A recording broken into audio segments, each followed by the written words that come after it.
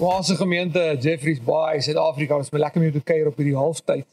Hierdie is 'n baie spesiale halftyd want ons is besig om op te bou tot Goeie Vrydag en Opstanding Sondag.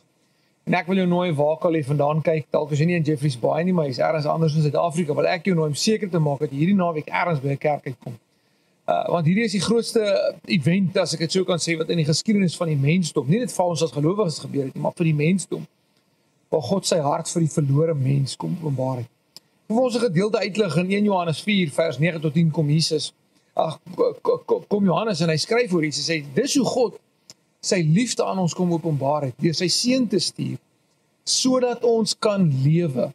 Jy sien die effek daarvan van die koms van Jesus Christus was lewe. Ons tema hierdie naweek by ons by Jeffreys Bay, Oase gemeente is Jesus is lewe.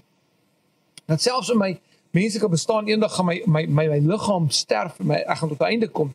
Maar Jesus Christus is en bly lewe en hy is die volheid van lewe. En God kom bewys sy liefde vir die mensdom, selfs sy vyande, ja, deur sy seun te stuur sodat ons kan lewe. Dan is daar 'n tweede gedeelte in Petrus waar Petrus kom en hy kom skryf en die effek daarvan is dat dit bring ons na God toe. Dis hoekom die regverdige vir die onregverdige gesterf het, kom skryf Petrus, om ons na God toe te bring.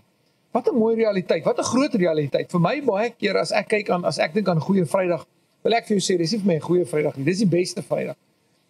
Want dit het my toekoms kom herskryf, dit het my lewe kom verander, onherroepelik kom verander. En ek wil jou nooit jy daai realiteit weer vandag sal besef.